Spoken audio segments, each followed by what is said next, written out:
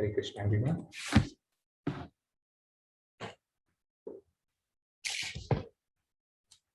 तो आज का जो श्लोक है वो बहुत ही सुंदर श्लोक है। तो आप ये श्लोक में देखोगे तो मैत्रेय मुनि समरी बताते हैं। जो विदुर जी ने जो जो प्रश्न पूछे हैं उनका आप ये देखोगे तो अगला श्लोक जो रहेगा ना उसमें विदुर जी बोलेंगे, बताएंगे मैत्रेय मुनि को कि मुझे समझ में आ गया। तो ये जो श्लोक है तो ये basically summary of all the, मतलब जो जो बताया है मैत्रेय ऋषि ने पहले जो बताया ना उससे उन सारे बातों का समरी है। तो बेसिकली आप हम समझेंगे कि भक्ति ही जो है सबका एंड गोल वही है कि अगर आप भक्ति करोगे तो आप भगवान को प्राप्त कर सकते हो। तो अभी हम ये एक एक लाइन के थ्रू समझेंगे। एक्चुअली मैंने अपना हिंदी भागवतम पीडीएफ ले लिया तो फिर किसी को कष्ट नहीं देगा। तो ठीक है, पहला लाइन में बताया गया है भगवान श्री कृष्ण के दिव्य नाम रूप इत्यादि के कीर्तन तथा श्रवण मात्र से मनुष्य की असीम कष्टप्रद अवस्थाएं शमित हो सकती है। तो यहाँ पे कैसे बताया गया, दो प्रोसेस के बारे में बताया। एक्चुअली प्रभुपाद जी आगे जाकर साधन भक्ति रागानुग भक्ति उसके बारे में बताएंगे परपट में। यहाँ पे दो चीजों के बारे में बताया गया जो है श्रवण तथा कीर्तन। तो ये जो श्रवण और कीर्तन जो है ये नवदा भक्तियों में से दो अंग है। तो बाकी के साथ क्या है कोई बताएगा? यस अशुभा मत। श्रवणम कीर्तनम विष्णु स्मरणम पद सेवनम अर्चनम वंदनम दास्यम साख्यम और आत्म निवेदन। परफेक्ट, थैंक यू माता जी। तो ये है नवदा भक्ति। तो ये जो है श्रवणम कीर्तनम विष्णु स्मरणम पाद सेवनम अर्चनम वंदनम दास्यम साख्यम आत्म निवेदनम, ये सारे अंग है जिससे आप साधन भक्ति कर सकते हो। तो ये जो है यहाँ पे बताया गया है पहले लाइन में कि सिर्फ श्रवण और कीर्तन करने से आप बड़े बड़े दुखों से you can achieve the cessation of unlimited miserable condition.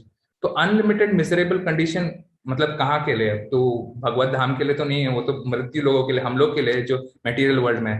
तो अब ये मिजरेबल कंडीशन को हम कैसे डिफाइन करें? तो ये मिजरेबल कंडीशन हम लोगों के लिए मिजरीज क्या है? कोई बता सकते हैं मटेरियल वर्ल्ड में मिजरीज क्या है? यस वंदना माता जी आप बताएं। तीन ताप और जन्म मृत्यु जरा व्याधि। परफेक्ट। एक्चुअली मैंने सोचा कि एक एक जन बोलेंगे लेकिन आपने सब कवर कर दिया, थैंक यू सो मच। तो जन्म मृत्यु जरा व्याधि चार और ये तीन ताप, क्या कौन से तीन ताप है? कोई बताएगा कौन से तीन ताप है? यस योगिनी माता जी। आदि दैवी, आदि भौतिक, आदि आध्यात्मिक। आदि आत्मिक है। तो ये जो है तीन ताप और ये चार चीज जो जन्म मृत्यु जरा व्याधि, ये सब मिजरेबल कंडीशंस है ना। सबके लिए कितना मिजरी है ये, क्योंकि व्यक्ति को हर वक्त जन्म लेना पड़ेगा। और सबसे बड़ा भय तो ये भी है कि जन्म तो लेना पड़ेगा लेकिन आपको वापस मनुष्य के जीवन में जन्म मिलेगा कि नहीं उसका गारंटी नहीं है। कहीं आपने कुछ गलती कर लिया, आप देख सकते हो कि महान जो भक्त है उनसे भी अगर छोटा मोटा कुछ गलती हो जाए, जैसे अभी भरत महाराज है, उनका भी अगर आप एग्जाम्पल ले, छोटी सी गलती, उन्होंने पूरे जीवन भर भक्ति की है लेकिन लास्ट के मोमेंट में थोड़ा सा एक हिरण के साथ आसक्ति हो गई तो फिर अगला जन्म क्या लेना पड़ा? हिरण का लेना पड़ा। तो आपको बहुत केयरफुल रहना पड़ता है साधन भक्ति करते वक्त भी कि आप कहीं पे गिरे ना। तो इसके लिए यहाँ पे बताया गया है कि जो मिजरी से सारे मिजरीज को खत्म कर सकता है क्या? सिर्फ श्रवण और कीर्तन, दो चीजें। और अगर नौ करेंगे तो फिर तो और क्या, मतलब आप सोच सकते हो क्या होएगा। तो अगले इसमें लाइन में बताया गया है, अगला लाइन है अतएव उनके विषय में क्या कहा जाए जिन्होंने भगवान के चरण कमलों की धूल की सुगंध की सेवा करने के लिए आकर्षण प्राप्त कर लिया है। तो यहाँ पे बताया गया कि उनकी क्या, ये तो कैसे है कि श्रवण और कीर्तन करके मटेरियल जो आपके मिजरी से उसको आपने पार कर लिया, लेकिन जो व्यक्ति जिसने भगवान के चरण कमलों के धूल की सुगंध की सेवा प्राप्त कर लिए तो उनका क्या कहा जाए? तो यहाँ पे एक्चुअली एक और चीज हमें समझ में आता है कि मैत्रेय ऋषि बता रहे हैं हम लोग का जो हमारा जो सिद्धांत है या फिर कैसे बोले कॉन्स्टिट्यूशनल पोजीशन क्या है? कोई बता सकता है? हम लोग डिस्कस कर चुके हैं कॉन्स्टिट्यूशनल पोजीशन ऑफ अ जीवा। क्या है कॉन्स्टिट्यूशनल पोजीशन ऑफ जीवा?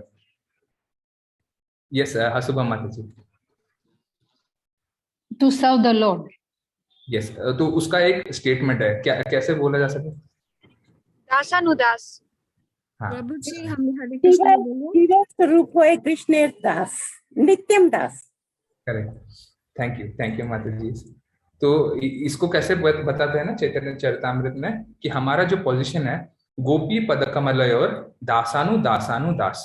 तो हम जो है गोपी बनना तो भूल जाइए, मतलब that is not our level. हमारा लेवल कौन सा है कि हम दास के दास बने, दैट इज आवर लेवल। क्योंकि कृष्ण कृष्ण आप सुने रहोगे कि भगवान डायरेक्ट सेवा से प्रसन्न नहीं होते, लेकिन भगवान अपने भक्तों की सेवा से ज्यादा प्रसन्न होते, उनके भक्तों की सेवा से ज्यादा प्रसन्न होते। तो यहाँ पे वो स्टेटमेंट जैसे दिया गया ना, उससे हमें समझ में आता है कि जिन्होंने भगवान के चरण कमलों की सेवा की बात की है, नहीं। चरण कमलों की धूल के बारे में बात की है, नहीं। चरण कमलों की धूल की सुगंध की सेवा। तो आप यहाँ पे देख सकते हैं कि कौन से लेवल पे मैत्रेय ऋषि बता रहे हैं कि डायरेक्ट भगवान की सेवा नहीं, भगवान के चरण कमलों की सेवा नहीं, भगवान के चरण कमलों की धूल की सुगंध की सेवा जो करने में लग जाता है, तो उनको क्या क्या आकर्षण के लिए क्या बोल सकते हैं उनका, तो इसलिए बताया गया, ऐसे बताया गया। ठीक है, तो फिर नेक्स्ट लाइन तात्पर्य का फर्स्ट 2 लाइन समझते हैं। ठीक है, अभी तक किसी को कोई प्रश्न है इसमें तो पूछ सकते हैं। ओके, तो पहला तात्पर्य की 2 लाइन हम लोग पढ़ते हैं। वैदिक शास्त्रीय विद्या में भौतिक इंद्रियों को वश में करने के लिए 2 अलग अलग विधियों को संस्तुति की गई है। इसमें से एक है ज्ञान योग, अर्थात ब्रह्म परमात्मा तथा भगवान के दार्शनिक ज्ञान का मार्ग। दूसरी विधि है भगवान की दिव्य प्रेमा भक्ति रूपी सेवा में जुट जाना।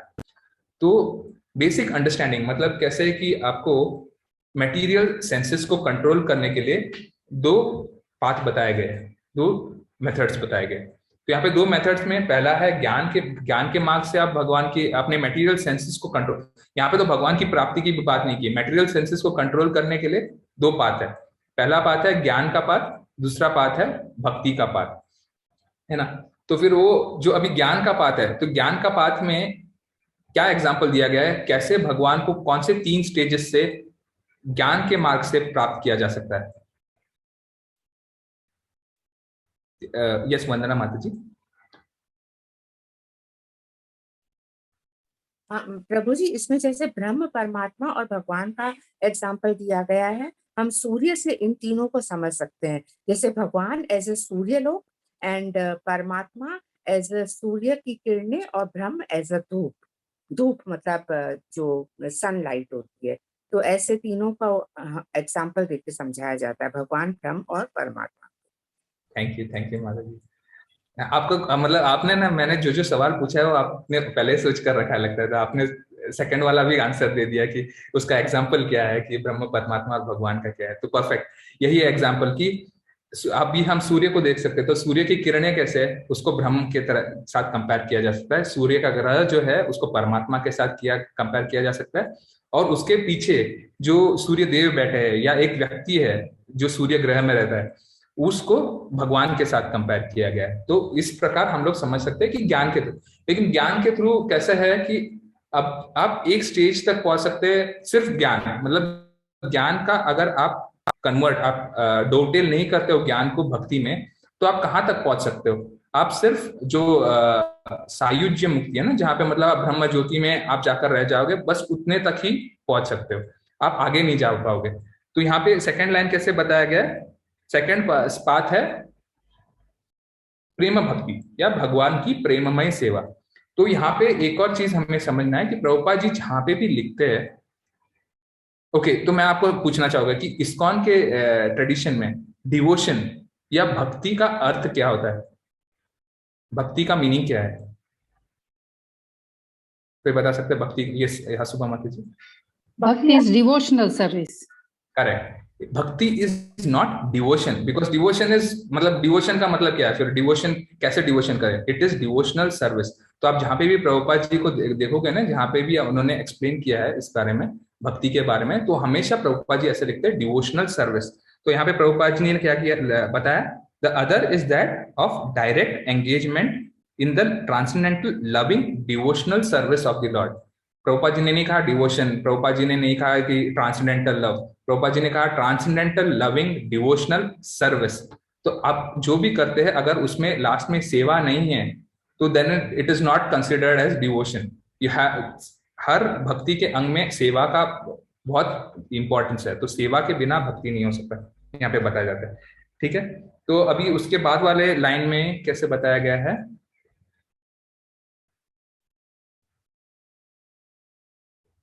हाँ, इन दो अत्यंत लोकप्रिय विधियों में से यहाँ पर भक्तिमय सेवा के मार्ग को सर्वोत्तम कहकर संस्तुति की गई, क्योंकि जो भक्ति मार्ग पर चलता है उसे पुण्य कर्मों के सकाम फल के लिए या ज्ञान के परिणामों के लिए प्रतीक्षा नहीं करनी पड़ती। तो यहाँ पे बताया गया कि ये जो दो मार्ग बताए गए, इनमें से टॉप मोस्ट मार्ग क्या है? दो मार्ग तो है भगवान को प्राप्त करने के लिए, लेकिन उसमें टॉप मार्ग क्या है? कौन बताएगा? मधु माता जी आप बताओगे, और क्यों भी बताइए, क्यों भी है टॉप मार्क क्या है और क्यों? भक्ति, क्योंकि इसमें फिर हमको पुनर्जन्म नहीं लेना पड़ेगा टू रिसीव द नॉलेज, यही जन्म में वो प्राप्त हो सकता है। परफेक्ट। तो यहाँ पे अभी आप देखेंगे ना, तो एक्चुअली हम लोग ने लास्ट टाइम भी पढ़ा था 7.19 और 6.45। तो अगर आप ज्ञान के थ्रू या योग के थ्रू भगवान को प्राप्त करना चाहोगे तो आपको अनेक जन्म लेना पड़ेगा। जैसे उसमें है ना, बहुनाम जन्मनाम अन्ते ज्ञानवान मां प्रपद्यते वासुदेव सर्वमिति स महात्मा सुदुर्लभ। ज्ञान के थ्रू अगर प्राप्त भी करना चाहते हो भगवान को तो अनेक जन्म लेना पड़ेगा। बहुनाम जन्मनाम अन्ते, तो बहुत सारे जन्म लेने पड़ेंगे। योग के थ्रू भी प्राप्त करना चाहोगे तो भी बहुत जन्म लेना पड़ेगा, और लेकिन भक्ति के थ्रू अगर प्राप्त करना है भगवान को तो आप तुरंत एक ही जन्म में भक्ति को प्राप्त कर सकते हैं, भक्ति के थ्रू भगवान को प्राप्त कर सकते हैं। तो इसलिए बताया गया है कि जो प्रेम भक्ति है that is top most, correct. तो इसके बाद वाला जो लाइन है हम लोग ये समझेंगे,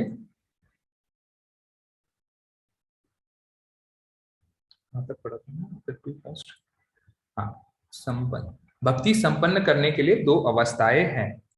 पहली, मान्य शास्त्रों के नियमानुसार अपनी वर्तमान इंद्रियों द्वारा भक्ति का अभ्यास करने की अवस्था, तथा दूसरी, भगवान के चरण कमलों की धूलि के कण की सेवा करने के लिए निष्ठावान अनुरक्ति प्राप्त करना। तो ये जो है ये एक्चुअली अगर आप समझना चाहते हैं तो फिर भक्ति रसामृत सिंधु में प्रभुपाद जी ने और अच्छे से समझाया है चैप्टर 2 में, सॉरी। तो चैप्टर 2 में भक्ति रसामृत सिंधु के कैसे बताया गया है कि बेसिकली आपके 3 पाथ है devotional, 3 as in consecutive path devotional service के लिए। पहला है साधन भक्ति, फिर दूसरा है भाव भक्ति, और तीसरा है प्रेम भक्ति। तो ये सीक्वेंशियल है, one after the other, eventually सबको पहुंचना है प्रेम भक्ति पे। लेकिन अभी पहला जो कैटेगरी है साधन भक्ति, उसमें भी 2 सब कैटेगरी है। जैसे साधन भक्ति के अंदर एक आता है वैदी भक्ति और एक है रागानुगा भक्ति। तो अभी वैदी भक्ति हम लोग जो अभी कर रहे हैं फिलहाल, जैसे माला करना, ओके, वैदी भक्ति को मैं ज्यादा डिस्क्राइब नहीं करूंगा ताकि, क्योंकि मैं आप लोगों से सुनना चाहता हूँ। लेकिन उसमें कैसे वैदिक भक्ति का डेफिनेशन क्या है कि आपको विधि और विधान है। तो बेसिकली आपके पास विधि है, कुछ चीजें जो करना चाहिए और कुछ चीजें जो नहीं करना चाहिए। You have dos and don'ts, you have to follow those. मतलब आपको डूस करने चाहिए और डोंट्स नहीं करने चाहिए। तो अभी मैं आप लोगों से सुनना चाहता हूँ कि कृष्णा कॉन्शियसनेस में आने के बाद क्या है ये डूस। तो पहले हम लोग डूस के बारे में डिस्कस करते हैं। कोई एक जन बता सकते हैं क्या है डूस? एक बताइए। उदरंगा माता जी, फिर वंदना माता जी। Chanting. Yes, chanting. How many rounds? 16 rounds minimum and 25 rounds minimum on Ekadashi. Perfect. तो डूस में हम लोग का हुआ चैंटिंग। वंदना माता जी? To follow 4 regulative principles. वो माता जी डोंट्स में आ जाएगा क्योंकि वो नहीं करना है ना।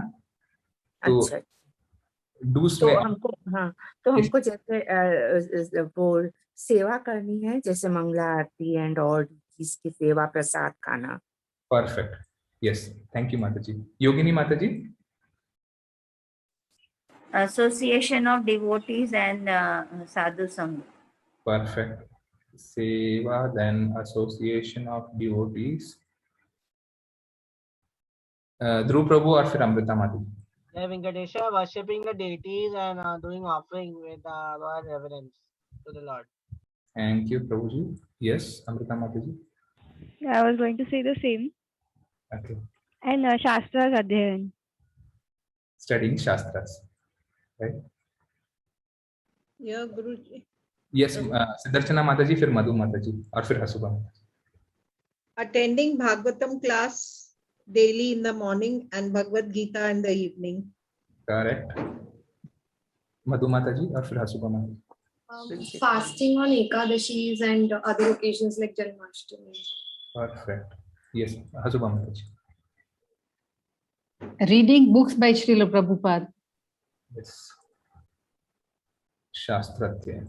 Yes. Hare Krishna, Prabhuji. Prabhuji, there was one request by some Mataji that please record this meeting, since it is so systematic and such a nice class. So please, we would like to see again repeatedly. So please record it. I think Mataji, Satyabhama Mataji is already recording. The problem for me is if I speak right, I'll be distracted if I do a Facebook live. So I don't. Okay. If it's recording, it's okay. Thank you. Sorry मैं last का point, fasting के बाद किसने क्या बोला था? Fasting बोला था, उसके बाद क्या बोला गया था? यस हसुबा माता जी. हाँ, I said reading Srila Prabhupada's books. Correct. Yes, reading. Yes. Yes, माता जी फिर शांति लता माता जी. Offering bhoga and then having prasadam. Hare Krishna. Thank you माता जी. दीप्ति माता जी. Yes, Dipti Mataji, please. Doing Kirtanam, Prabhuji. Perfect. Kirtan. Can I answer one? Yes, book distribution. Perfect. Book distribution.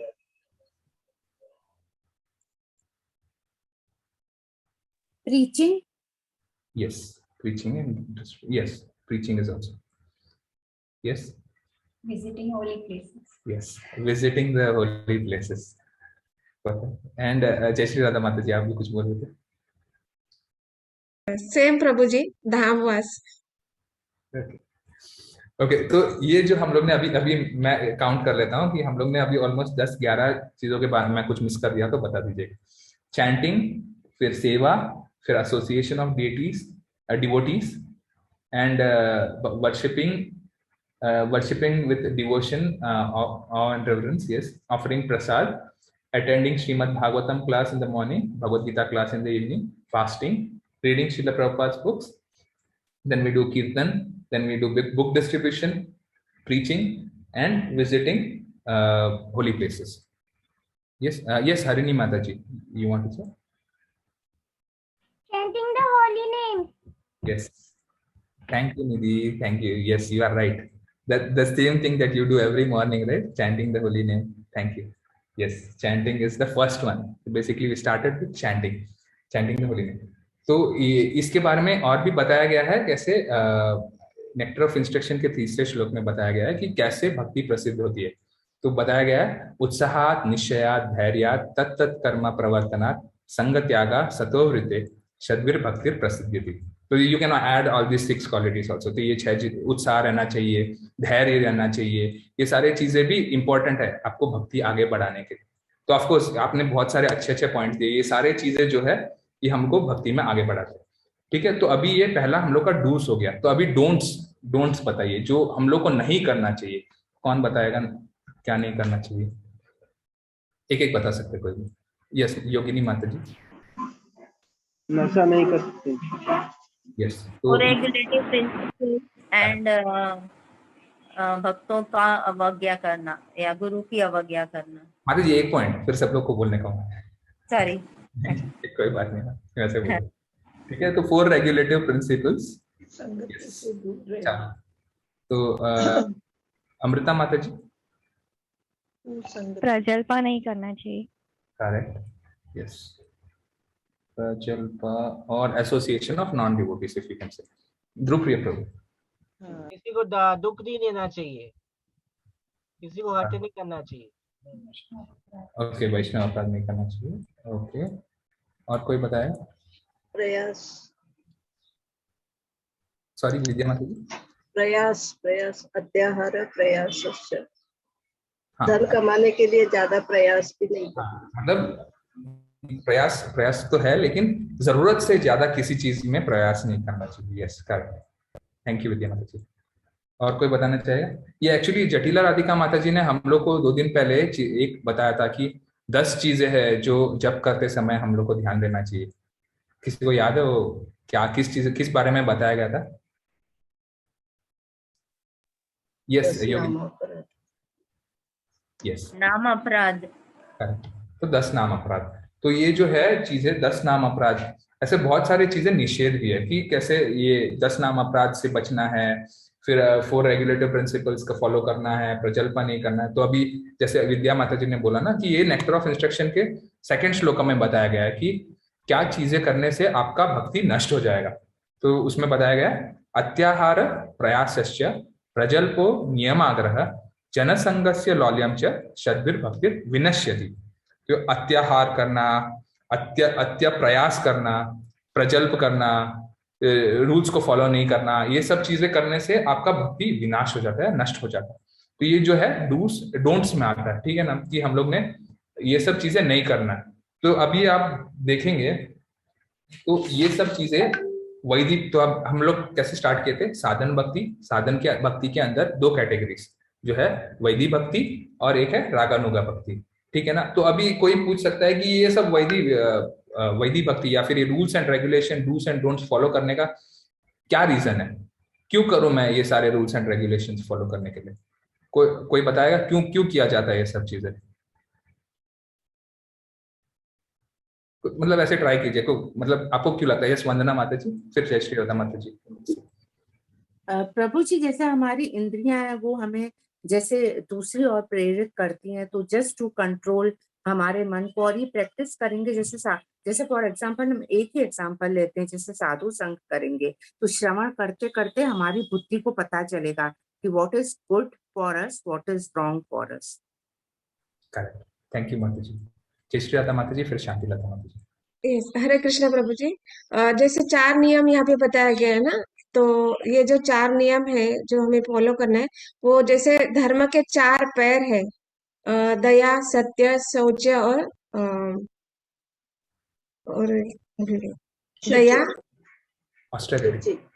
हाँ, तपस्या। तो ये जो 4 धर्म के पिलर है जिसके ऊपर धर्म खड़ा है, तो इसके लिए वो करना बहुत जरूरी है, और इससे हम भगवान के भक्ति में अग्रसर हो सकते हैं। शांति लता माता जी, आप कुछ ऐड करना चाहेंगे? हरे कृष्णा। जैसे ये रेगुलेटरी 4 प्रिंसिपल फॉलो करने से हमारी मन की शुद्धता होती है और शरीर की भी शुद्धता होती है, तो इससे हम लोग सत्वगुण में आ जाते हैं। जैसे कि अभी हम लोग तो रजगुण में हैं, तो तमोगुण में है, तमो से रज से सद्गुण में आ जाते हैं। इसके लिए हमें ये नियम पालना पड़ता है। हरे कृष्णा। थैंक यू शांति लता माता जी। यस, जय श्री राधा माता जी, आपका कुछ फॉलोअप था? यस प्रभु जी, प्रजल्प के बारे में मैं कहना चाहूंगी। प्रजल्प हमें इसलिए नहीं करना है क्योंकि जैसे हम लोगों ने पीछे भी पढ़ा कि श्लोकों में कि जैसे प्रजल्प को मेंढक के टरटरट से कंपेयर किया गया है, और जिस प्रकार मेंढक को टर्टर करता है तो सर्प आके निगल जाता है, वैसे ही हम ज्यादा प्रजल्प करेंगे तो काल रूपी सर्प आके हमें निगल जाएगा, तो इसलिए इससे बचना है। परफेक्ट, थैंक यू माता जी। तो यहाँ पे हम लोग ना पहली बात को ये समझते हैं कि जैसे साधन भक्ति के बारे में बताया गया, तो यहाँ पे कैसे प्रपट में प्रभुपाद जी ने कैसे बताया, पहली मान्य शास्त्रों के नियम अनुसार अपने वर्तमान इंद्रियों द्वारा भक्ति का अभ्यास। तो जो भी हम लोग करते हैं ना कि ये शास्त्रों के अनुसार होना चाहिए, ठीक है। तो ये हम लोग यहाँ पे भी हम लोग जहाँ पे पढ़ रहे 4 नियम, जो नहीं करना है वो भी शास्त्रों के अनुसार है, जो करना है वो भी शास्त्रों के अनुसार है। जो भी हम लोग नियम फॉलो करते हैं, साधन भक्ति का डेफिनेशन ही वो है कि आप शास्त्रों के अनुसार और भक्तों के संग, प्योर डिवोटी के संग में जो कार्य करते हैं, तो वो जब आपको इंस्ट्रक्शन देंगे, जो आप फॉलो करते हैं, तो वो जब करेंगे तो वो साधना भक्ति कंसिडर किया जाता है। आप लोग सबने बहुत सुंदर सुंदर जवाब दिए, थैंक यू सो मच। तो फिर यहाँ पे एक और चीज जैसे बताया गया है कि साधन भक्ति है ना, तो ये जो साधन भक्ति का जो है रीजन है टू क्रिएट रागानुगा। तो रागानुगा का अर्थ क्या है, वापस भक्ति रसामृत सिंधु में ही ये चीज बताया गया कि रागानुगा इज स्पॉन्टेनियस डिवोशनल सर्विस। तो ये जो है हम लोग एक्चुअली अगले लाइन पढ़ लेते हैं, उसके बाद हम लोग ये समझेंगे, ठीक है। पहली मन, दूसरी अवस्था है राग भक्ति। प्रथम अवस्था साधन भक्ति कहलाती है, जो नव जिज्ञासु द्वारा की जाने वाली भक्ति है और किसी शुद्ध भक्त के निर्देशन में संपन्न की जाती है। दूसरी अवस्था राग भक्ति है, जिसमें परिपक्व प्रौढ़ भक्त निष्ठापूर्ण अनुराग के कारण स्वतः भगवान की विविध सेवा में लगा रहता है, ठीक है ना। तो यहाँ पे कैसे बताया गया कि आप शास्त्रों के अनुसार और शुद्ध भक्त के अंडर आप जब फॉलो करते हैं, उनके रूल्स एंड रेगुलेशंस, जो आपको डायरेक्शंस देते हैं, वो सारे जो फॉलो करते हैं वो साधन भक्ति किया जाता है, कहा जाता है। तो आप वापस जैसे पूछ सकते हैं कि ये साधन भक्ति का रीजन क्या है, जैसे आप लोग ने सबने बताया। यहाँ पे प्रभुपाद जी ने भी भक्ति रसामृत सिंधु के 2nd चैप्टर में बताया है कि इसको मतलब 2-3 उदाहरण दिए, तो फिर हम लोग वो समझते हैं उस उदाहरण के द्वारा। जैसे पहला उदाहरण है एक नवजात शिशु, जस्ट बॉर्न बेबी। तो ये जो नवजात शिशु है, क्या वो चल सकता है? नवजात शिशु नहीं चल सकता, लेकिन उसमें क्या चलने की क्षमता है? क्षमता है ना, कि मतलब ऑफ कोर्स वो आगे जाकर जब वो स्टार्टिंग में अपने चारों पैर मतलब 2 पैर घुटनों से हाथ से चलने का कोशिश करेगा, फिर 2 पैर पकड़ के खड़े रहने का कोशिश करेगा, उसमें भी बीच बीच में गिरता रहेगा, नीचे गिरेगा, फिर वापस खड़े रहने का कोशिश करेगा, भागने का कोशिश करेगा, और इवेंचुअली वो चलना बराबर से सीख जाएगा। मतलब उसमें चलने की ऑलरेडी क्षमता है, लेकिन उसको एक प्रोसेस के थ्रू और उतना टाइम लगेगा उस चलने के स्टेज तक पहुंचने तक, ठीक है ना। तो ये प्रभुपाद जी इसमें इसके थ्रू समझाते हैं कि जो वैदिक भक्ति है उसका पूरा जो रीजन है वैदिक भक्ति के थ्रू करना क्यों है, ताकि हम लोग वो रागानुगा स्टेज पर पहुंच जाए कि स्पॉन्टेनियसली हम लोग कोई भी चीज भगवान की सेवा में कर सकते हैं। जैसे अभी एक और वैदिक साधन भक्ति के अंदर जो रागानुगा भक्ति है, उसका हम लोग एक और एग्जांपल कैसे ले सकते हैं कि समझ लो आपको 16 माला जप करना है, सुबह 4:30 आरती के बाद आपको बैठ के 16 माला जप करना है 2 घंटे बैठ के। तो अभी स्टार्टिंग में आपको कितना कठिनाई होगा 16 माला जप करने के लिए स्टार्टिंग में बैठ के, लेकिन आप फिर भी करोगे। क्यों करोगे? क्योंकि आपने अपने गुरु महाराज को वचन दिया है कि आप 16 माला जप करोगे।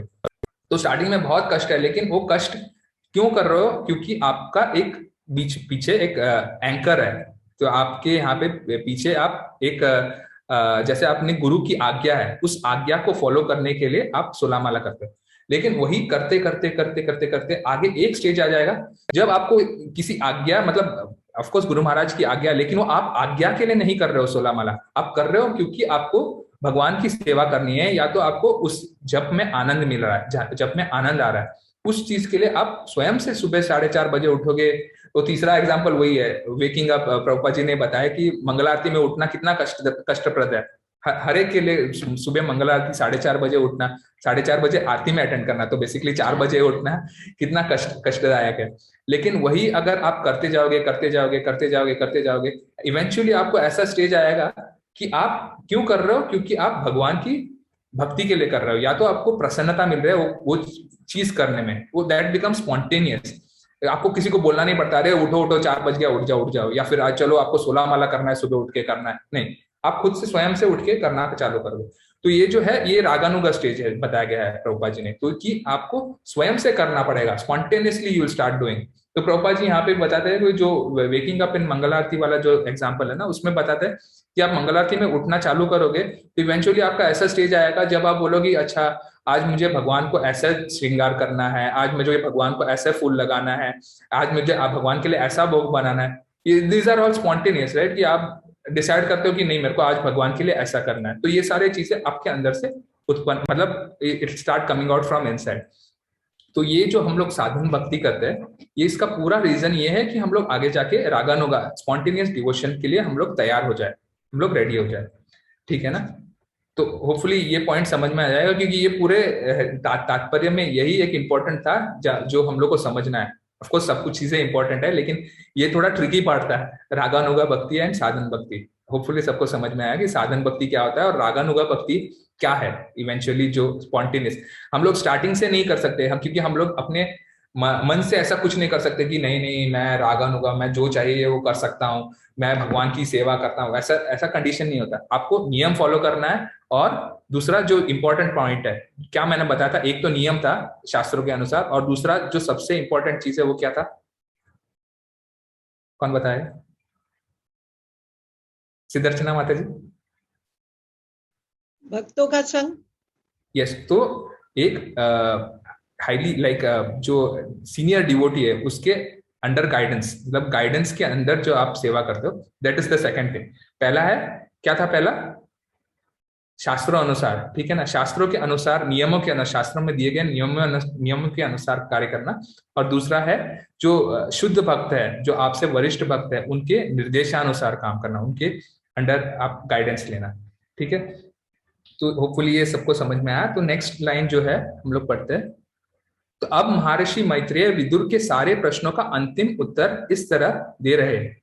भगवान की भक्ति संसार की समस्त कष्टप्रद दशाओं को कम करने का चरम साधन है। तो यहाँ पे मैत्रेय ऋषि बता रहे हैं कि और कोई कुछ करने की जरूरत नहीं है, आप भगवान की सेवा करो, प्रेममय भक्ति में लग जाओ, बस वही आपका कंक्लूजन है। मतलब आपको भक्ति में अगर आपको पहुंचना है, दैट इज द कंक्लूजन, कि आप प्रेममय सेवा करना शुरू करो। तो आप एक बार प्रेममय सेवा करना शुरू कर दोगे तो आपको कोई कष्ट नहीं आएगा, कोई प्रॉब्लम नहीं आएगा कोई किसी और चीज के, क्योंकि आपका जो ध्यान है वो भगवान की सेवा में लग जाएगा। तो फिर आपको बाकी सारी चीजों में ऑटोमेटिकली इंटरेस्ट कम होने लग जाएगा, ठीक है ना। तो अभी उसके बाद वाला लाइन हम पढ़ते हैं। ऑलमोस्ट 9 हो गया, सॉरी। ओके, उद्देश्य के पूर्ति हेतु ज्ञान मार्ग या यौगिक आसनों को अपनाया जा सकता है, किंतु भक्ति से मिश्रित किए बिना ये वांछित फल दिलाने में अक्षम है। तो यहाँ पे ये स्टेटमेंट में इंपॉर्टेंट क्या है बता, उद्देश्य के पूर्ति हेतु।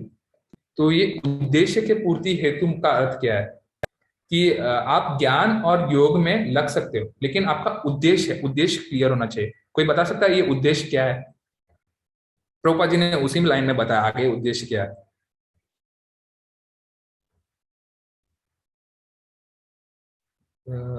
यस, कोई बता। यस, वंदना माता जी। गोइंग बैक टू गॉड है।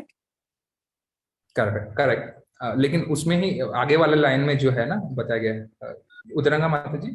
लविंग डिवोशनल सर्विस, प्रेम भक्ति। करेक्ट।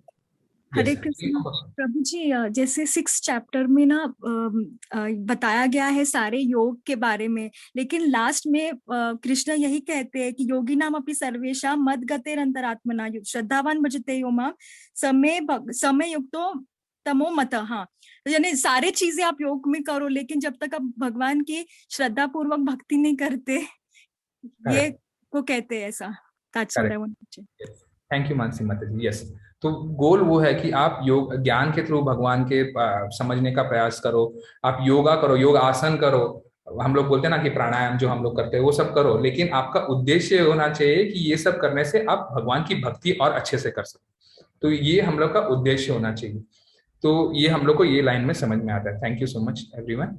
तो ये लास्ट लाइन हम लोग अभी समझेंगे, और कुछ क्विकली मुझे एक्चुअली एक स्टोरी बताना था एंड करने से पहले। तो ओके, साधन भक्ति के अभ्यास से मनुष्य धीरे धीरे राग भक्ति तक उठ सकता है। दिव्य प्रेम भक्ति में राग भक्ति संपन्न करके वह परम शक्तिशाली भगवान को भी अपने वश में कर सकता है। तो ये कितना सुंदर लाइन है, देखो कि भगवान के भक्ति के थ्रू आप भगवान को वश में कर सकते हो। ये स्टेटमेंट ये सुनकर ही आपको लगेगा कि जैसे अभी माता जी हमेशा अपने क्लास में बताती है कि it is important to know who is God, या फिर it is important to know God is great, लेकिन इट इज ऑल्सो इम्पोर्टेंट और more important to know what. कोई बता सकते हैं? Yes, how great. Correct, how great is God, या भगवान कितने महान है ये जानना, और वो उससे भी इंपॉर्टेंट है। भगवान महान है, हम लोग सब मान लिए इसलिए हम लोग यहाँ पे बैठे, लेकिन भगवान कितने महान है ये जानना बहुत इंपॉर्टेंट है। तो यहाँ पे कैसे बताया गया है कि भगवान कितने महान है, ये वास्तव में कोई कंप्लीटली नहीं समझ सकता है ना। कोई, हम लोग ने लास्ट टाइम 3.6.40 में भी हम लोग ने यही डिस्कस किया था कि कोई भी कंप्लीटली नहीं समझ सकता कि भगवान कितने महान है, लेकिन हम लोग को प्रयास करना चाहिए। तो यहाँ पे वही बताया गया कि बाय प्रैक्टिसिंग साधन भक्ति one may gradually rise to a point of राग भक्ति। तो ये राग भक्ति में कैसे हो जाएगा कि आपको ऐसा पॉइंट नहीं आएगा कि आप ऑ एंड रेवरेंस से भगवान की सेवा कर रहे हो, कि आप इसलिए कर रहे हो क्योंकि आपको नियम के लिए करना है। तो राग भक्ति का डेफिनेशन ही स्पॉन्टेनियस है, बराबर। तो राग भक्ति में आपका नियम और डूस एंड डोंट्स वो सब चले जाते हैं। You do it because that is what Krishna loves, you do it because what Krishna is like asking, like Krishna asking भी नहीं, आप करते हैं क्योंकि वो सही है, भगवान की सेवा में वो करना सही है, that's why you do it. तो ये जो है यहाँ पे लास्ट में जो हम लोग राग भक्ति का डेफिनेशन ले सकते हैं, तो एक ही मतलब एक ही कैटेगरी ऑफ पीपल है जो व्रजवासी है, जो उनको वो राग भक्ति में है, क्योंकि वो उनको अगर आप देखा जाए तो वो स्पॉन्टेनियसली करते हैं भगवान की सेवा। वो ऐसे नहीं करते कि क्योंकि हम लोग को सुबह उठ के मंगल आरती करना है तो फिर हम लोग जाके भगवान का दर्शन लेकर हम लोग नहीं, उनको कैसे उनके लाइफ में बिना भगवान के उनको समझ में ही नहीं आएगा। आप उनको ये नहीं पूछ सकते हो कि अच्छा आप जप नहीं करते हो तो और क्या करते हो, वो टाइम पे क्या करते हो, उनके लिए वैसा वो क्वेश्चन वैलिड ही नहीं है, क्योंकि वो हर समय भगवान का नाम लेते हैं और हर समय भगवान के बारे में सोचते हैं। तो उनके लिए वो कंडीशन है, वो लोग एग्जाम्पल्स है रागानुगा भक्ति के। और ये एक स्टोरी तो आप लोग को सबको बताई है कि ये कैसे रागानुगा भक्ति और नॉर्मल भक्ति डिफरेंट करता है। तो ये स्टोरी एक्चुअली माता जी से आपने सुना रहेगा कि जब एक बार भगवान को द्वारका में सिर दर्द हो गया, तो वो नारद मुनि को बोलते हैं कि मुझे सिर दर्द हो रहा है। तो फिर वो नारद मुनि बोलते हैं अच्छा तो आपका सोल्यूशन क्या है सिर दर्द का, कैसे हम लोग इस सिर दर्द को ठीक किया जाए। तो बोलते हैं मुझे खाली एक शुद्ध भक्त के चरण कमलों की धूली चाहिए, वो एक बार धूली मैं सर पे लगा लूंगा, मेरा सिर दर्द ठीक हो जाएगा। तो ये बोलते हैं कि अच्छा सिर दर्द, तो नारद मुनि बोलते हैं ठीक है मैं ढूंढ कर लेकर आता हूँ इस शुद्ध भक्त के चरणों की धूली। तो भगवान बोलते हैं अरे आप दे दो अपना चरण की धूली। तो बोलते नहीं मैं नहीं दे सकता, अरे मैं अगर दे दूंगा तो कितना पाप कर दूंगा, ये कर दूंगा वो कर दूंगा, ऐसे सब बोलते हैं नारद मुनि। तो फिर वो जाते ठीक है ढूंढने के लिए, तो फिर वो सब जगह सबके पास आते हैं, सारे भक्तों के पास जाकर पूछते हैं, सब बोलते नहीं हम अपने चरण की धूली कैसे दे। फिर इवेंचुअली वापस भगवान के पास आकर बोलते कि अरे कोई देने के लिए तैयार नहीं है। तो वो बोलते कि जाओ जाकर गोपियों से पूछो। तो फिर एक बार जाकर गोपियों से बोलते हैं कि भगवान का सिर दर्द हो रहा है, उनको भक्तों की चरण की धूली चाहिए। तो तुरंत सोचते नहीं कि क्या नियम, अरे हम लोग का ये हो जाएगा, हम लोग का पतन हो जाएगा, ऐसा कुछ नहीं, बोले कि ले लो उठाओ, जितना धूल चाहिए लेकर जाओ, भगवान का सिर दर्द ठीक करो, हमें फर्क नहीं पड़ता हम नरक में जाए, हम लोग कुछ भी हो जाए, लेकिन भगवान का सिर दर्द ठीक होना चाहिए। तो ये है रागानुगा भक्ति का स्टेज। तो ये हम लोग को समझ में आना चाहिए कि डिफरेंस कैसा है, कि ये जो गोपी भाव है ये भगवान को सबसे प्रिय क्यों है, क्योंकि वो लोग कभी भी अपने बारे में या फिर उनका स्वयं के बारे में वो कभी नहीं सोचेंगे, उनका पूरा लाइफ जो है सिर्फ भगवान की सेवा में और भगवान की खुश करने में हमेशा लगा रहता है। तो ये स्टेज अगर पहुंचना है तो हम लोग को पहले साधन भक्ति, वैदिक भक्ति जो है वो फॉलो करना ही है, क्योंकि हम लोग जो है नित्य बद्ध है। हम लोग अगर वो स्टेज में पहुंचना है, नित्य सिद्ध में पहुंचना है, या फिर कोशिश करना है वो स्टेज पे पहुंचने के लिए जहां पे हम उनके दास भी बन सके, तो हम लोग को अपने वैदिक या विधि को सबको फॉलो करना पड़ता है, डूस एंड डोंट्स। तो यहाँ पे कल एक्चुअली दामोदर पंडित प्रभु जी ने भी एक सुंदर बोला था कि एंडिंग में कि ये कैसे किया जा सकता है, गुरु साधु और शास्त्र के अंडर या फॉलो करके हम लोग कर सकते हैं। तो इसमें खाली मैं अपना एक एक्सपीरियंस बताऊंगा और फिर एंड करूंगा, मैंने बहुत टाइम ले लिया, सॉरी। तो क्या एक्चुअली कैसे था कि गुरु साधु और शास्त्र, ठीक है ना। तो साधु मतलब इस जेंडर न्यूट्रल, ओके। साधु का अर्थ है कि डिवोटी एसोसिएशन, तो आपको भक्तों का संग में रहना है। तो मेरे बचपन में एक्चुअली मैं कैसे था कि मैं थोड़ा ग्रम्पी टाइप का था, मतलब मुझे बहुत गुस्सा आ जाता था जल्दी, किसी भी चीज के लिए, मतलब मेरे नाक पे गुस्सा रहता था कि कुछ छोटा मोटा झगड़ा हो गया हम लोग के बीच में तो मुझे बहुत जल्दी गुस्सा आता था। तो ऐसे ही एक दो बार, अभी अद्भुत चरण प्रभु है वो भी अटेस्ट कर सकते हैं इस चीज पर, कि क्या हो गया था कि जैसे भी मुझे गुस्सा आ गया, कुछ हो गया था, हम लोग का उस दिन मंदिर जाने का प्रोग्राम था, ठीक है ना। तो मुझे बहुत गुस्सा हो गया था, तो फिर मैं वो टाइम पे तो फोन नहीं था कि हम लोग चैट करें, व्हाट्सएप करें, कुछ नहीं। तो लैंडलाइन पे कॉल करना है, मैं फोन नहीं उठा रहा था, मम्मी ने फोन उठाया, मम्मी ने बोला कि हाँ नहीं वो सो रहा है, चादर उठ के सोया हुआ है, वो नहीं उठ रहा है। तो उस दिन हम लोग का मंदिर जाने का प्लान था, ठीक है ना। तो फिर अभी हम लोग को समझ में आया कि भक्तों का एसोसिएशन क्यों इंपॉर्टेंट है। तो क्या किया, अभिजीत चरण प्रभु और जो अद्भुत चरण प्रभु जी है वो दोनों घर पे पहुंच गए, और मैं रो रहा था वहां पे, मेरा बुखार आया है, मेरे को तबीयत ठीक नहीं है, मैं नहीं जाऊंगा, मेरे को मंदिर नहीं जाना है। तो ये लोग ने क्या किया, चादर निकाला, एक जन ने 2 हाथ पकड़े, एक जन ने 2 पैर पकड़े, मेरे को खींच के लेकर गए वहां से। मम्मी पीछे हट गई, बोली कि देखो तुम्हें जो करना है करो, ये क्योंकि अगर ये घर पे रहेगा तो या तो टीवी देखेगा, या तो सोता रहेगा, या तो खेलने जाएगा, तुम इन लोग इसे मंदिर लेकर जाए। तो ये लोग ने 2 हाथ पकड़े, 2 पैर पकड़े और मुझे खींच के लेकर गए, बाइक पे बैठाया और मंदिर गए। एक बार हम लोग मंदिर में पहुंचे, फिर पूरा मूड चेंज, क्योंकि हम लोग को कीर्तन करना है, कीर्तन में हम लोग नाच रहे हैं, प्रसाद खा रहे, और हम लोग का पूरा ये जो है मूड चेंज हो गया, मतलब मेरा मूड चेंज हो गया।